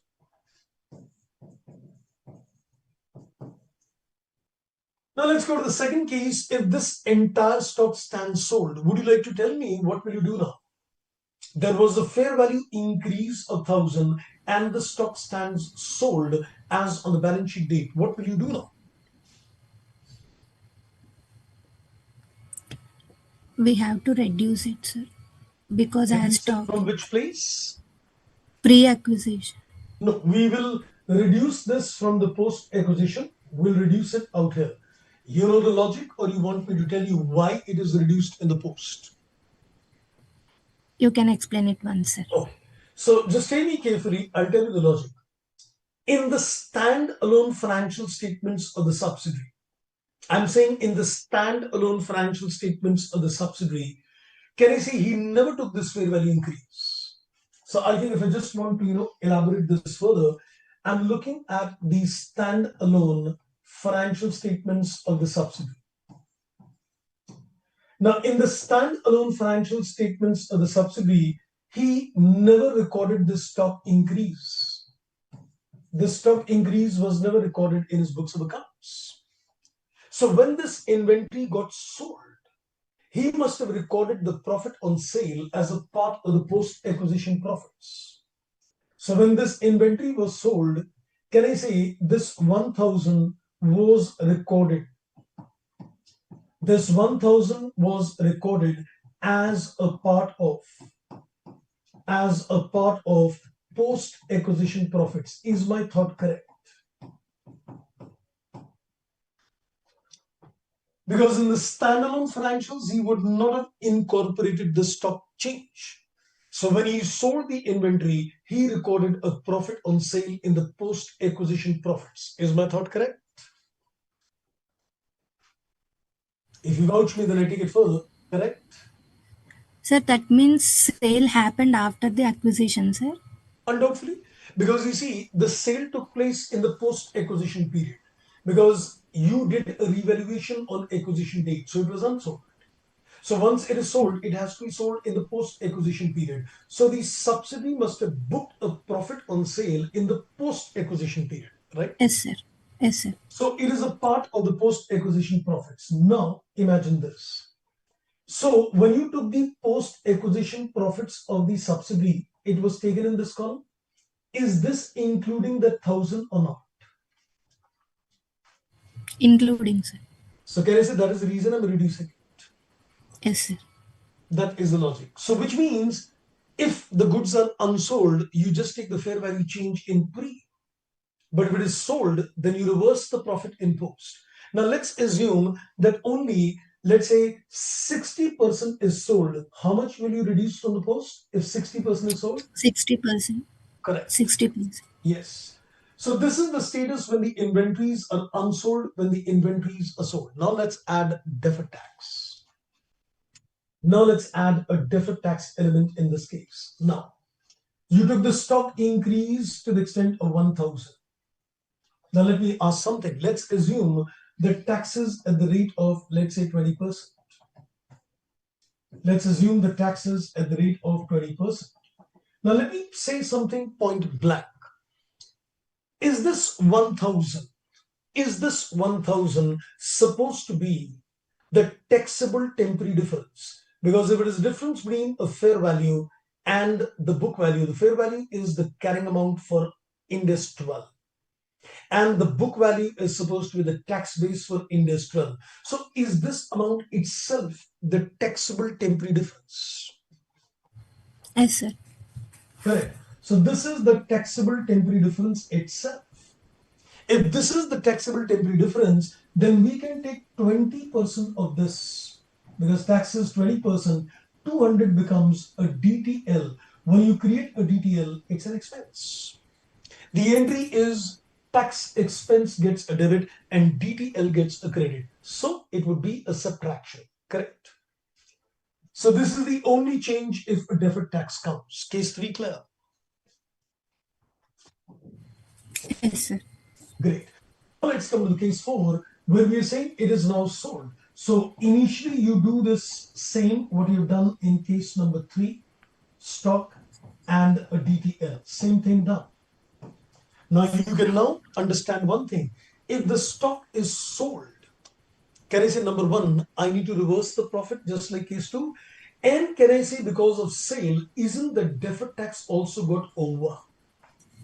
Yes, sir. So what will I do? I will reduce this from the post and I will add this in the post. This is what happens. Because once the inventory is sold, the DTL created, the reversal of the DTL will occur on the sale of the inventory. This is the 4 cases. I hope I stand very clear in my thoughts. Trust me, Yes. this deferred tax adjustment is not yet come in the exam. And as I see adjustments coming in the exam, it'll be a great thing to watch. I think people who've attended these sessions are going to be at a good added advantage. So if you see this kind of adjustments, trust me, you'll handle it very well. Okay, so far so good. So I think that takes care of this particular input. Same goes for the plant and machinery as well. Same goes for the plant and machinery. If you want, I'll give you a detailed inputs on plant. Otherwise, it happens on the same line. You consider the fair value change, additional depreciation. And here you consider fair value change, additional depreciation. If it is sold, reverse the profit. And here again, you take the fair value change, a DTL, and if it is sold, you reverse the profit and you reverse the DTL. Same thing goes. You want me to make some chart on that part as well, or I think on the similar lines you can handle it? I think we can handle it, sir. We discussed it in regular classes as well. Yes, we've done that as well. Okay. So I think I'm just going to now give you a quick break on this. Let me just remind you today, as I said earlier, we'll have the class till 9:30. I compensated you on Tuesday for this. So we'll just take a quick break, 10-12 minutes, and then we'll start back. Do a question on a chain holding with you after the break. So enjoy a break, relax your minds. We'll do chain holding after the break.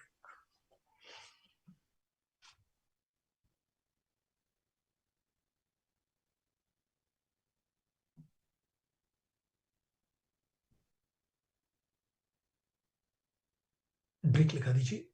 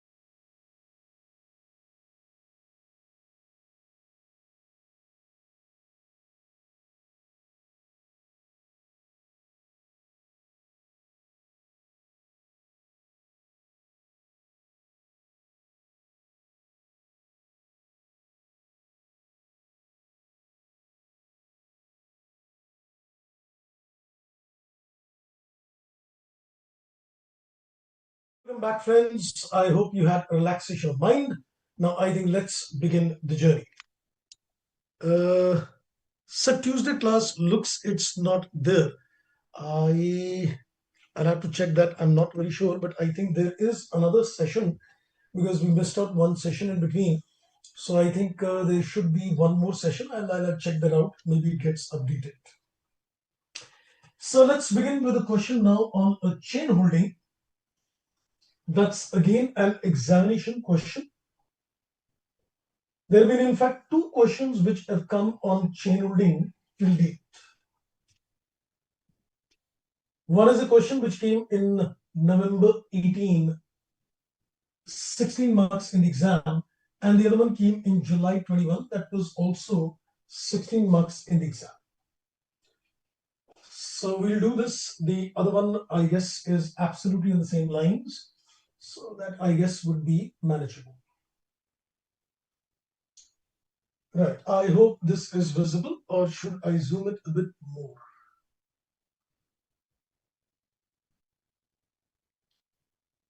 Good to go, I guess.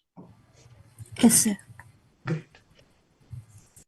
Now, we are given in this question, prepare a consolidated balance sheet on March 18 for the group of companies that is Usha, Nisha, and Sandhya.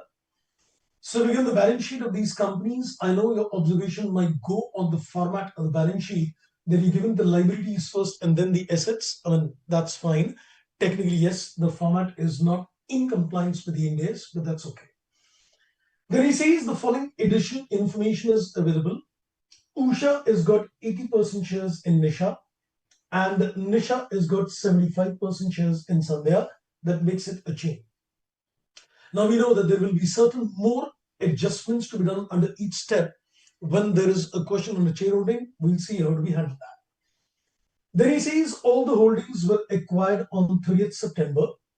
Business activities of all the companies are not seasonal in nature, and therefore you can assume that profits are earned evenly throughout the year. I think this goes without saying. Even if the question is silent, we presume the same. Then he says on 1st April 17, that is at the beginning of the year, the following are the balances in the books of the two companies. So the reserves and the retained earnings on the beginning of the year is good. Then it says 5 lakhs included in inventory of Nisha is inventory which is purchased from Sandhya. Is it upstream or downstream? Sandhya is the bottom company. It made a sale and that's included in Nisha. So Upstream. that's right, upstream in nature.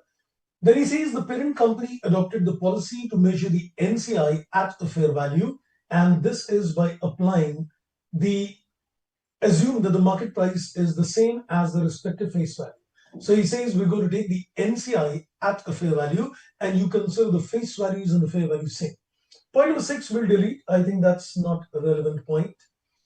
And then it says analysis of profits and notes to account should form part of the answer. So there is no adjustment per se, except for an upstream transaction. There is no adjustment. And even when the question came for the next time, considering that chain holding has got a little complication, not major. So therefore, the adjustments gets a little minimal. There are no omissions in this case, so no extract balance sheets. We can directly proceed. So now let's see what are the changes which will come in under each and every step. So first we go with the step number 1. And step number 1 is organizing the date of acquisition and the percentage. So we need to organize the date of acquisition and the percentage. So we've got, a chain. So first what we need to do in this particular case, we need to first of all consider the stake which each company has got in each. Usha has got shares in Nisha, and Nisha has got shares in Sandhya. So if I take the chain, this is the chain. So Usha has got in Nisha, Nisha has got in Sandhya. Let's see the date of acquisitions. So it says all the shares were acquired on 30th September 17. So everything was acquired on 30th September 17. And Usha has got 80% shares in Nisha, and Nisha is got in Sandhya 75%. Now, what is the extra thing which I need to do in this particular step? Because it's a chain holding. Effective percentage holding. Very good. So we need to calculate what is the effective percentage. So the only thing which you need to do in this step is calculate the effective percentage which Usha has got in the bottom company, that is Sandhya. So this is the additional input you need to compute in a chain holding. So he's got 80% of 75%. So 80% of 75% would mean 60%, I guess. Yes, sir. Right. So this also means that if you look at the NCI, effectively the NCI is supposed to be 40%. If the parent, the main parent, has got a 60% stake in Sandhya, that means 40% is supposed to be NCI. So this is the addition which you need to do in terms of step 1.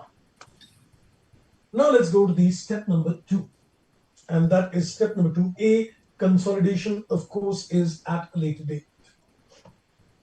Sir? So, yes. Sir, what if date of control is different for two subsidiaries, sir? That is not on. No, that would In this not make case, a difference actually, because we'll have two different analysis, so would not make a difference. Though I think both the questions which came in the exams, it was same day, but even if it is different, will not make much challenge actually. okay, sir. So let's go to the step number 2A. Now we need to do two analysis because we've got two subsidies effectively. So we will do two separate analysis in this case. So let's consider the analysis of equity of the two subsidiaries separately. So it's like, more a question where you can say that we have got two subsidiaries, so everything is going to become two now, two goodwills, two NCIs, and two analysis, etc. So we'll consider the analysis of other equity. This will take for Nisha, and we'll take the analysis of other equity, that is Sandhya. Analysis of other equity for the bottom company, that is Sandhya. So we'll define the pre and post acquisitions as per the dates.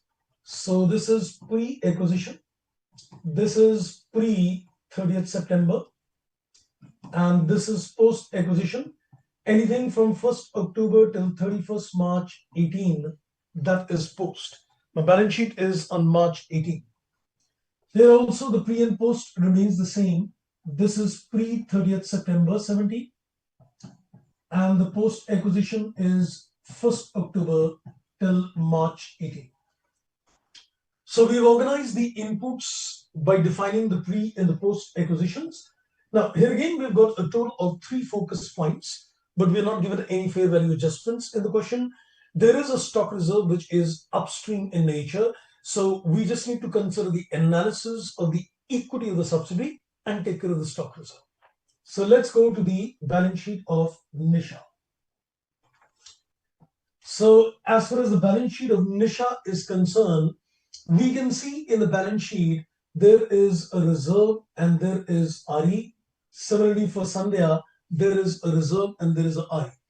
Now in point number 3, you are given the balances at the beginning. So I think we just make a time scale to do the analysis.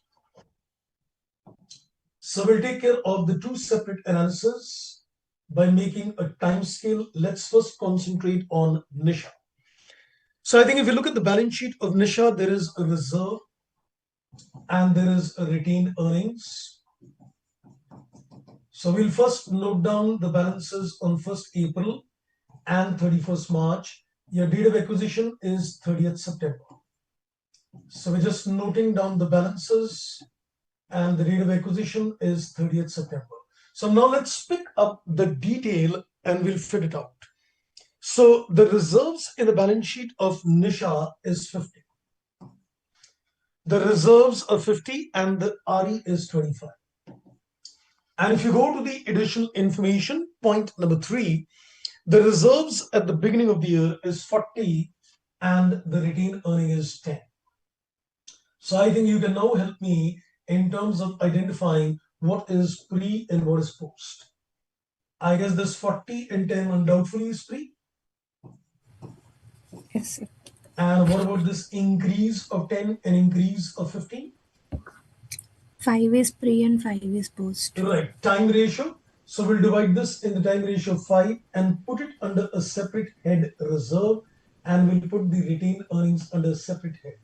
You don't need to segregate this in the pre column, but you need to segregate this in the post column, that what is reserve and I. Similarly, this 15 gets divided in the time ratio 7.5 each. And I guess that's it. Nisha has got no other adjustments because the stock reserve is to be taken care in Sandhya. Sandhya made a sale to Nisha. So I think this is done. So this is 5, this is 7.5, and this is 62.5, I guess.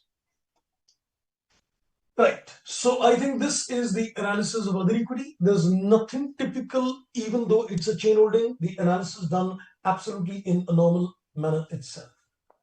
Same we're going to do in terms of Sandhya. Take the timelines, take the reserves at the beginning and at the end, take the retained earnings at the beginning as well as at the end. Then date of acquisition is 30th September. So let's note down the data. So if you look at the balance sheet of Sandhya, Sandhya has got a reserve of 40 and the retained earnings is 30. And if you look at the status at the beginning of the year, then Sandhya has got a balance of 30 and this is 50. So I think this 30 and 15 undoubtedly is pre. So we take this as pre.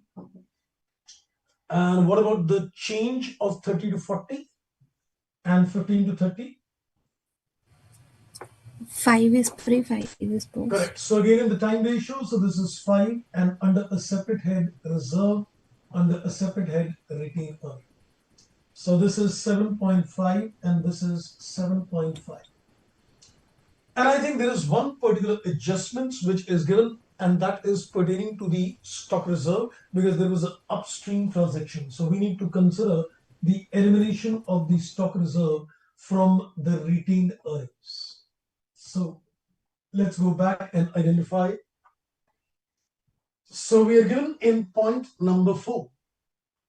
It says 5 lakh is included in the inventory of Nisha, which is purchased from Sandhya at cost plus 25%. So can I say cost plus 25% means it is 1/4 on cost and it is 1/5 on sale. So can I say if you take 1/5 on sale, then on 5 lakhs, 1/5 would mean 1 lakh. That is the stock reserve. So we eliminate this from the analysis. So this is going to be 1. Right, so I think this is done. Now let's get the net figures. So this is 30 plus 5 plus 15, 7.5. This is, I guess, 57.5. And this is 5. And this is 6.5. Right, so I think this is the analysis of the other equity done. Now we can get the net assets as well. So there's no change in terms of step number 2A and 2B.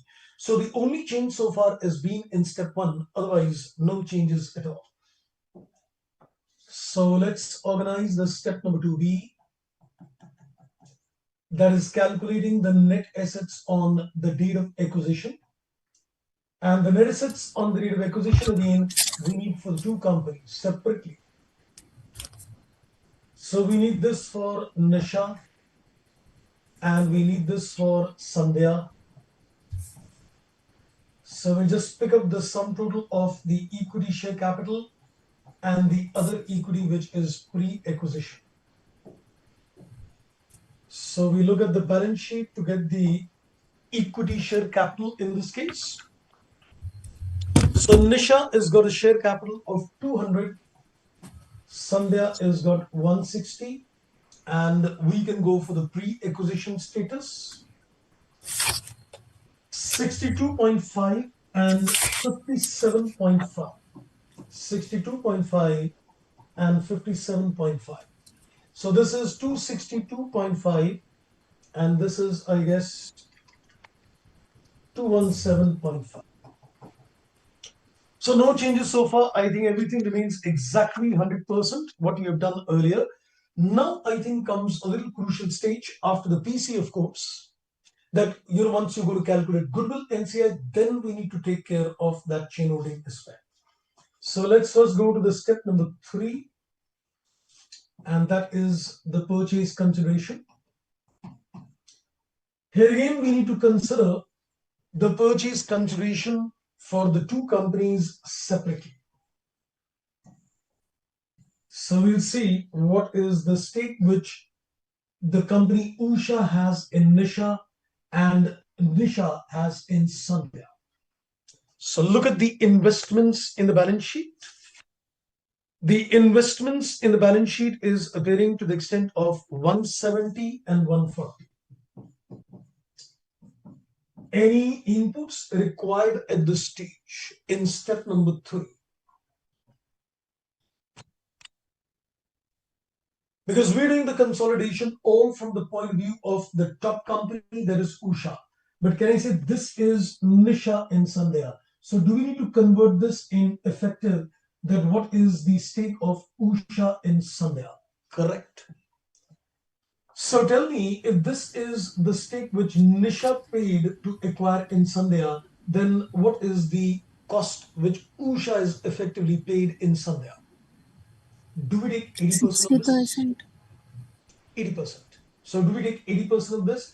Because you can say this is funded by the company Usha 80% because he's got an 80% stake in Nisha. So we take 80% of this.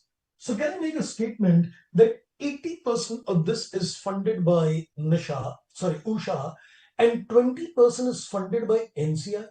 Is that a correct statement to make? That whatever money the middle company invested in the bottom company, 80% financed by the top company, Usha, and 20% financed by NCI. Is that a correct statement? Yes, sir. Yes. So 140 into 80%, that's 112.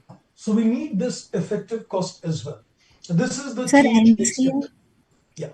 NCI of Nisha, no, sir? Yes. This is funded by NCI of Nisha. Correct. So we'll take care of that 20% funding when we come to the NCI calculations. Okay, so now I think we go to the step number 4 and 5. And I think let's first organize the data for step 4 and 5. So step number 4, we have got NCI. And step number 5, we have got goodwill or the bargain purchase gain. That is capital reserve. So first we'll just organize the input, both the companies, and then fit in the data. So we're looking at the NCI calculations of both the companies separately.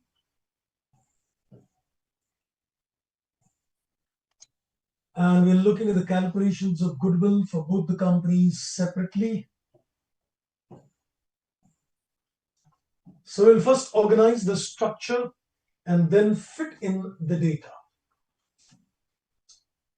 So we'll first organize the input. So we've got NCI in terms of Nisha as well as Sandhya. So this is also Nisha as well as Sandhya. So let's first organize the structure. So we need the NCI on date of acquisition. To this we add the share in post-acquisition profits. We take the share in the post-acquisition profits. And here we take the purchase consideration, add the NCI on date of acquisition. Compare this with the net assets. And then we'll get the goodwill or the bargain purchase gain. Now, let's pick up the information very, very carefully indeed. So, NCI on the date of acquisition is stated in the question. It says in point number 5, the parent adopted the policy to measure the NCI at a fair value, applying 103, assume the market price of Nisha and Sandhya same as the face value, which means you can take the share capital in the respective balance sheets and directly take the percentage. So let's go to the share capital of this company. So if you look at the share capital of the company, Nisha has got a share capital of 200. So can I say out of this 200, what was the percentage Usha in Nisha? 80, right?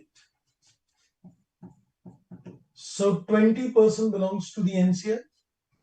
And Sandhya's share capital in the balance sheet is appearing at 160. How much do you consider now? 25% or that effective 40% in step 1?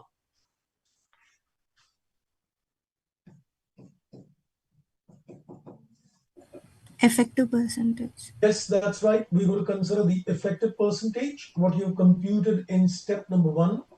So your NCI will be based on 40, your goodwill is going to be based on 60. So this comes to 160 into 40%, that's 64. Then we consider the post-acquisition share in profits. We go to the analysis. So we've got a post-acquisition share. This is 5 and 7.5, and this is 5 and 6.5. So 5 and 7.5. So we can say 5 and 7.5 is 12.5 into 20%. And this is 5 plus 6.5, 11.5 into 40%.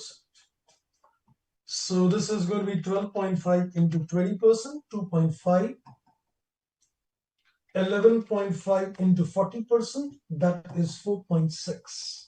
Now we won't close this data because there is something more to be considered as well. Now let's come to the PC, which you have already organized previously, 170 and 112. So this is also based on the effective percentage. So put an asterisk out here that this is also based on the effective percentage, and this is also based on the effective percentage. But now the question rises that you have taken 80% of 140 here. So that 20% will go where?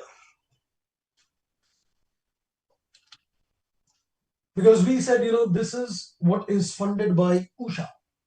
So the remaining we said is funded by the NCI. So what do we do with the 20% of 140? We will add it to NCI Add or of Usha. reduce? NCI of Usha will be increased by this. Increase or decrease? Because in this particular case, this is, investment on the asset side. NCI is on the liability side. So you're not taking 20% investments on the asset side. So net it from NCI, less. So we will reduce that 20% of 170, 140, it was 140.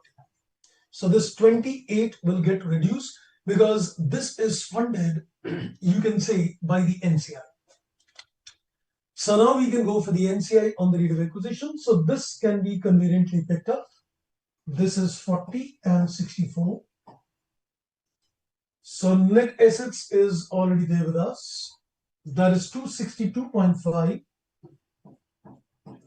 And that's 217.5. Right, so now we can get the amount of NCI. So this is 40 plus 2.5 minus 28. This is 14.5. So this is the only addition which you need to consider in the NCI. Let me just add the two NCI. That's 83.1. So we'll take care of this 83.1 consolidated in the balance sheet. Okay, and then let's consider Nisha, goodwill and all. So this is 170 plus 40. This is a capital reserve 52.5. And I think this is also coming to a capital reserve. That's 41.5. So we can add these two to show them collectively in the balance sheet. That's, I think, 94. Right, so I think step number 4 and step number 5 is done. Now we can go to the step number 6. So I think the only things which you need to be careful is in step 1, get the effective percentage. Then nothing in terms of step 2. Step 3, you need to get the PC, effective percentage again. And step 4 and 5, you need to be careful that this is effective percentage, this is effective percentage, and the remaining 20% funded by the NCI gets reduced from the NCI itself. Okay, next we go to the step number 6. Next is we go to the step number 6, and that is calculating the other equity in the consolidated balance sheet. So here again, we need to consider separate columns for reserve as well as for the retained earnings. So let's organize separate columns for reserve and RE. So we take care of the reserves and we take care of the RE. So we take the holding company's own reserves and the retained earnings, and then we'll take care of the post-acquisition shares. And there is, I think, no other adjustment except the stock reserve, which we've already taken. So there is no goodwill impairments given, and there is nothing stock reserve. So let's take the own reserve. That's 90, and that's, I think, 80. This is in the standalone balance sheet of Usha. Now let's add the share of holding share in subsidiary post-acquisition. So when I say holding share in subsidiary, we need one is Usha share in Nisha, and we need the Usha share in Sandhya. These are the two post-acquisition shares to be considered.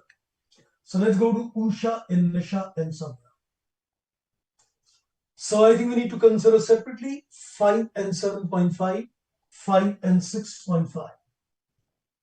So this is going to be 5 into 20%, and this is going to be 7.5 into 20%. This is 5 into 40%, right? Because NCI is got a 40% effective. Sorry, we need parent, sorry, my mistake. This is 80%. We need the parent share. So this is 80%, this is 80%, and this is 60%, and this was 6.5 into 60%. So these are the shares of the top company in the middle and the bottom company. So this is, I think, 4, this is 3. This is, I guess, 6, and this is supposed to be 3.9. I guess that's it. Nothing else is given. I think the analysis stands done. The other equity status done. So let's see the sum total. This is, I think, 97. And this is 89.9. In fact, you can also add another column for capital reserve as well, because technically speaking, that's also a part of the other equity. So we can consider the capital reserve was to what extent? 94. So we can just add up all this, get the other equity in this case. So 97, 87, 9.9, 94. This is, I think, 280.9, right? So this gives me the status of the other equity in the consolidated balance sheet. Okay. Now I think we're ready to make the consolidated balance sheet in this case. So let's go to the consolidated balance sheet. So step number 7. So now we need to aggregate all the balance sheets for all the 3 companies. So we're going to make the columns for 3 companies and adjustments. So we've got Usha, Nisha, Sandhya, adjustments, and total. So Usha, Nisha, Sandhya, adjustments, and the total. So except for stock reserve, I don't think so there is any other adjustments. Rest we can see within the balance sheet itself. So let's begin with the asset side of the balance sheet. We've got tangible assets.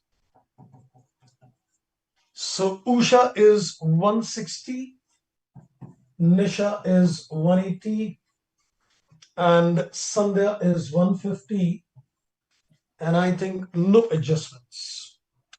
So 160, 180, 150, that's 490. Next, as far as investments is concerned, they will not appear and there is no goodwill, so we can take care of the current assets now. Current assets, we are given the cash and bank.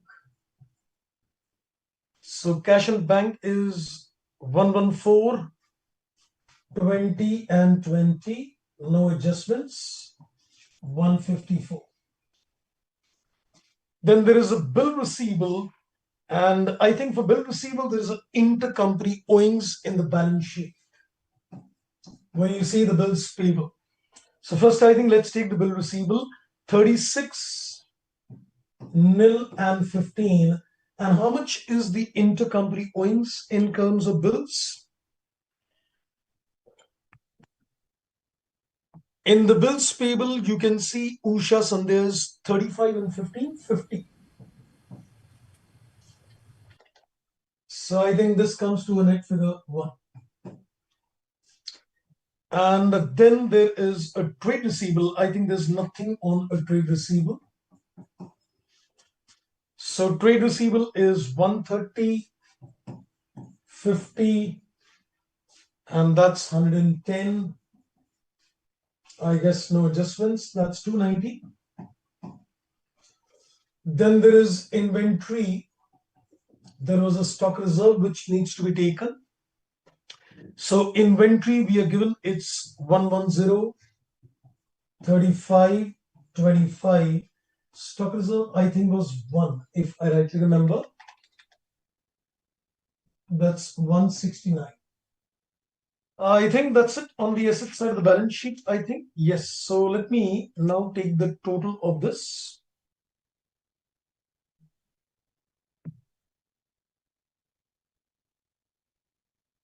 It's 1104 is the total of the asset side.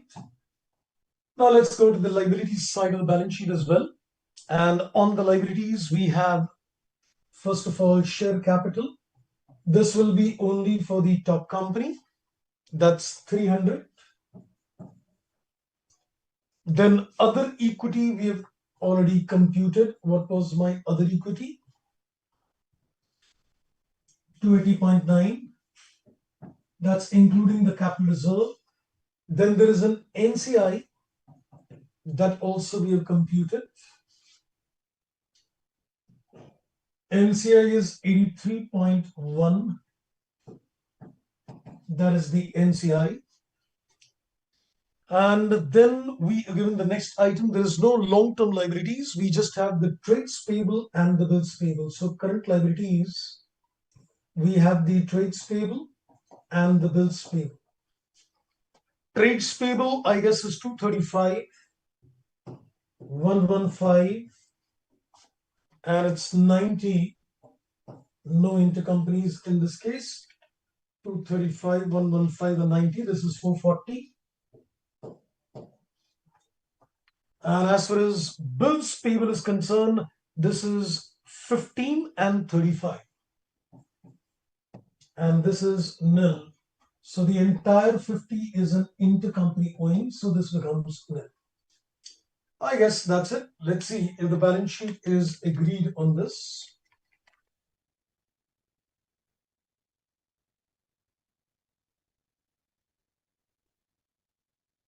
Yes, it's 11,004.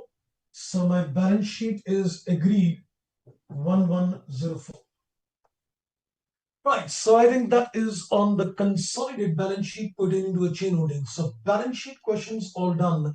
So we've taken care of non-chain holdings and chain holdings both into account. So there's one more question which came in the exams. I think I've just put that for your reference, which I think you can definitely try. This came in the exams in July 21. So I think I'll just retain that question in the sheet so that you can practice this part. is exactly on the same lines itself. There's hardly any new point in this. The same status is given. So we're given the inputs in terms of reserves and RE, etc. So I think this one you can practice.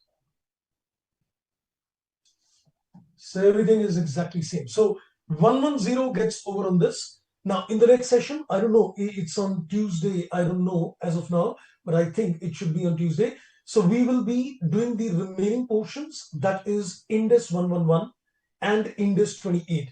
Joint ventures, that means joint arrangements on 111 and associates. So we'll do typically some quick mind maps and some good questions on that area.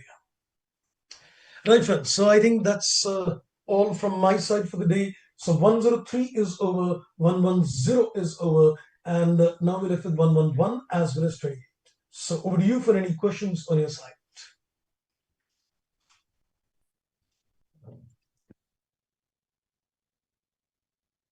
Somebody told me that Tuesday the class is not there. So Tuesday there's no class, or you're looking at the schedule.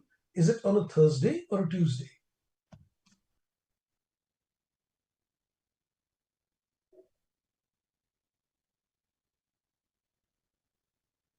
If you check out the schedule, is the class scheduled for a Tuesday or a Thursday? Though I'll check it on my own as well.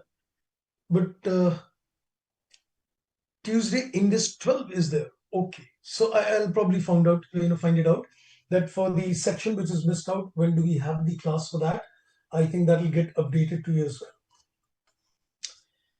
Right, friends. So I think that's all from my side. If there's no question, then I think let's meet you whenever this class gets scheduled. So thank you very much and see you later. Thank you. Bye-bye and take care. Thank you. Thank you. Thank you, sir. Thank you. Thank you very much. Thank you, sir. Angie, thank you.